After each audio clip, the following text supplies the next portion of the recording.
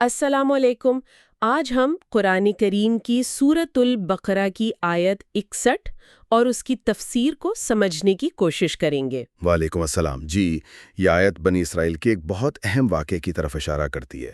ہاں، جس میں ناشکری اور نافرمانی اور پھر ان کے نتائج کا ذکر ہے۔ ہمارے پاس آیت کا ترجمہ ہے اور ایک تفسیر بھی ہے۔ جی بالکل۔ اور بات شروع ہوتی ہے بنی اسرائیل کی ایک شکایت سے۔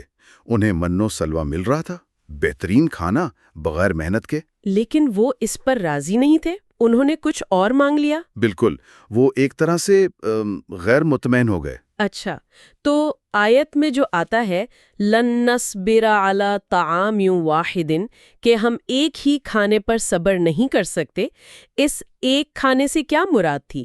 کیا روز ایک ہی ڈش ملتی تھی؟ نہیں، تفسیر یہ بتاتی ہے کہ ایک کھانا مطلب کھانے میں ورائٹی نہیں تھی، روز وہی من و سلوہ۔ تو وہ اس روٹین سے آپ کہہ لیں اکتا گئے تھے۔ یہ مطلب نہیں کہ صرف ایک ہی چیز تھی۔ سمجھ گئی، یعنی کھانے کی یکسانیت۔ تو اس سے اکتا کر انہوں نے مانگا کیا تھا پھر؟ انہوں نے وہ چیزیں مانگی جو عام طور پر زمین سے اگتی ہیں، سبزیاں، ککڑی، گیہوں یعنی روٹی کے لیے، مسور کی دال، پیاز، یہ سب۔ اور اس پر جواب کیا ملا انہیں؟ انہیں ایک طرح سے تنبیہ کی گئی، سوال کیا گیا، اتستبدلون الذی ہوا ادنی بالذی ہوا خیر، کیا تم بہتر چیز کو مطلب من و سلوہ کو ان کمتر چیزوں سے بدلنا چاہتے ہو؟ یہ بڑا دلچسپ نقطہ ہے کہ من و سلوہ کو خیر یعنی بہتر کہا گیا۔ کیا وجہ تھی اس کی؟ وہ زمینی چیزوں سے بہتر کیوں تھا؟ جی، تفسیر میں اس کے کئی وجوہات ہیں۔ ایک تو یہ کہ وہ بغیر کسی مشقت، بغیر کھیتی باڑی کے مل رہا تھا۔ جی ہاں۔ دوسرا، اس کا آخرت میں کوئی حساب نہیں ہونا تھا۔ اور تیسرا، وہ صحت کے لیے بھی بہت مفید تھا، جبکہ جو چیزیں انہوں نے مانگی ان کے لیے محنت بھی چاہیے اور حساب بھی ہوگا۔ لیکن وہ نہیں مانے، وہ اپنے مطالبے پر قائم رہے۔ تو پھر کیا ہوا؟ تو انہیں کہا گیا، اچھا اہبطوا مصرا فإن لکم ما سألتم، یعنی کسی بھی شہر میں اتر جاؤ، وہاں تمہیں وہ مل جائے گا جو تم مانگ رہے ہو۔ یہاں مصر سے مراد کوئی بھی شہر ہے، ملک مصر نہیں؟ جی، تفسیر یہی کہتی ہے، کوئی بھی عام شہر یا بستی جہاں کھیتی باڑی ہوتی ہو۔ تو اس ساری ضد کا، ناشکری کا فوری نتیجہ کیا نکلا؟ آیت میں آگے آتا ہے۔ جی، فوری نتیجہ یہ ہوا کہ وَضُرِبَتْ عَلَيْهِمُ الذِّلَّةُ وَالْمَسْكَنَةُ، ان پر ذلت اور محتاجی آپ کہیں کہ مسلط کر دی گئی، چپکا دی گئی۔ اور اس کی وجہ وہی ناشکری تھی، اللہ کی نعمت کا انکار، کفران نعمت۔ یہ جو لفظ ہے المسکنہ یعنی محتاجی، کیا یہ صرف غربت ہے، پیسے کی کمی، یا کچھ اور؟ مفسرین اس کے دو معنی بیان کرتے ہیں۔ ایک تو ظاہری غربت جو انسان کو بے بس کر دے، اور دوسرا شاید زیادہ گہرا مطلب دل کا فکر ہے، یعنی حرص، لالچ، دنیا کی محبت، چاہے ظاہری مال و دولت ہو بھی دل ہمیشہ محتاج رہے۔ اچھا، اور کیا اس سے بھی کوئی سنگین نتیجہ نکلا تھا؟ جی ہاں، اس سے بھی بڑا نتیجہ تھا۔ وہ تھا وَبَاءُوا بِغَضَبٍ مِّنَ اللَّهِ، یعنی وہ اللہ کا غضب لے کر لوٹیں، اللہ کے غضب کے حقدار ٹھہریں۔ اللہ اکبر! ذلت و محتاجی دنیا میں اور آخرت کے لیے غضب الہی۔ جی، اس غضب کی کیا وجوہات بتائیں گئی آیت میں؟ دو بہت بڑی وجوہات کا ذکر ہے۔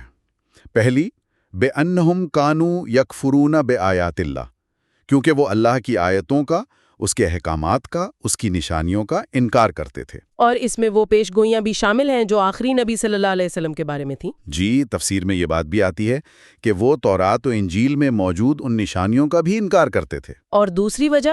وہ تو اور بھی سنگین ہے۔ دوسری وجہ، وَيَقْتُلُونَ النَّبِيِّينَ بِغَيْرِ الْحَقِّ، اور وہ نبیوں کو ناحق قتل کرتے تھے۔ یہ بغیر الحق یعنی ناحق کا لفظ یہاں کیوں استعمال ہوا؟ نبی کا قتل تو ہمیشہ ہی ناحق ہوتا ہے۔ یہ بہت اہم نکتہ ہے۔ بغیر حق کا مطلب ہے کہ وہ خود بھی جانتے تھے کہ یہ غلط ہے، ان کے اپنے ضمیر کے مطابق، ان کے اپنے دین کے مطابق بھی یہ سراسر ظلم تھا۔ اچھا، یعنی ان کے پاس کوئی آپ کہیں کمزور سا جواز بھی نہیں تھا۔ یہ قتل صرف اور صرف نفسانی خواہشات، دنیا کی محبت اور حق سے دشمنی کی وجہ سے تھا۔ یعنی جانتے بوجھتے ہوئے بھی وہ یہ کرتے رہے۔ جی ہاں، بعض روایات میں تو بہت خوفناک باتیں آتی ہیں کہ ایک ایک دن میں کئی نبیوں کو قتل کر دیتے۔ استغفر اللہ! تو یہ اتنے بڑے گناہ، اللہ کی آیات کا انکار، انبیاء کا قتل، آخر اس نہج تک وہ پہنچے کیسے؟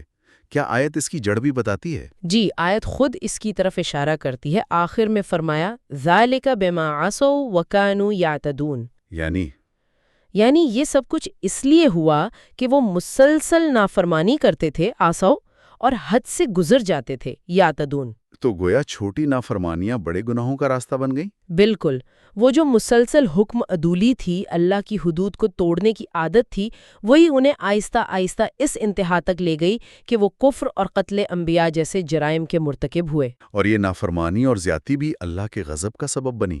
جی، تفسیر کے مطابق یہ عصیان اور اعتداء بذات خود بھی اللہ کے غضب کا ویسا ہی سبب بنے جیسا کہ کفر اور قتل انبیاء بنے تھے۔ یہ الگ سے بھی گناہ تھے۔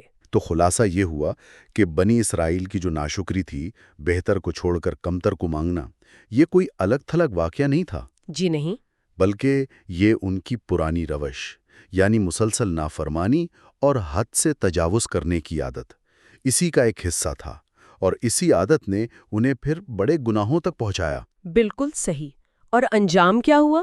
دنیا میں ذلت اور محتاجی اور اللہ کا غضب۔ اس میں میرے خیال میں ایک بہت بڑا سبق ہے ہم سب کے لیے۔ یقیناً۔ اہم بات یہ سمجھنے کی ہے کہ کیسے بظاہر چھوٹی نظر آنے والی نافرمانیاں، دنیا کی چیزوں کی ہرس، اللہ کی نعمتوں کی ناقدری، یہ سب مل کے انسان کو دھکیل سکتی ہیں بڑے گناہوں کی طرف، اور پھر تباہی کی طرف۔ یہ ایک طرح کی زنجیر بن جاتی ہے۔ جی، ایک کڑی دوسری سے جڑتی چلی جاتی ہے۔